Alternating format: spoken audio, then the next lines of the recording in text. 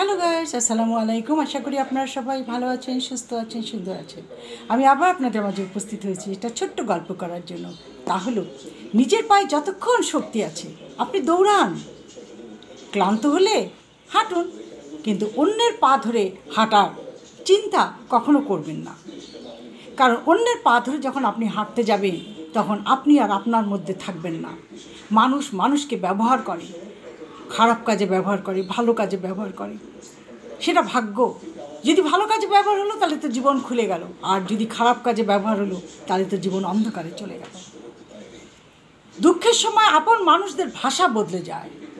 আপন মানুষরা যখন বুঝতে পারে যে সে দুঃখে পড়ে গেছে, কষ্টে পড়ে গেছে, তাকে দেখলেই মুখ ভার করে, মনে করে সে তো কিছু চাইতে আসলো, দিতে তো আসেনি। আর যখন সুখে থাকে তখন ছুটে যায় কিছু পাওয়ার আশায়, তখন সুখের পায়রার অভাব হয় না। তাই সব সময় নিজেকে এমনভাবে চলবেন যেন কারো কাছে হাত পাততে না হয়। দুঃখের মানে আপন মানুষের ভাষা বদলানোর সময় তখন টের পাবেন যখন আপনি দুঃখে পড়বেন। তাই বলে আপনি হতাশ হবেন না। মনে রাখবেন, আকাশে মেঘ কিন্তু সারা জীবন থাকে না। ঠিক তেমনি আপনার দুঃখগুলো চিরস্থায়ী নয়। আকাশের মেঘ কিন্তু সবসময় থাকে না। আকাশ কখনো নীল আকাশ দেখা যায়, সুন্দর সূর্যের আলো, আকাশ ভরা তারা, চাঁদ, আমরা সবই দেখতে পারি। ঠিক তেমনি মানুষের জীবনের দুঃখ চিরস্থায়ী নয়, হয়তো সীমিত সময়ের জন্য আসে, তবে সুখটাকে মনে হয় তাড়াতাড়ি চলে যায়। কারণ সুখে মানুষ এমনভাবে গা ভাসিয়ে দেয়, দুঃখের কথা মনেই করতে চায় না।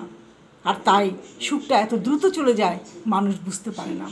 আর দুঃখ পদে পদে এমন বুঝিয়ে দেয় যে দুঃখ কাকে বলে।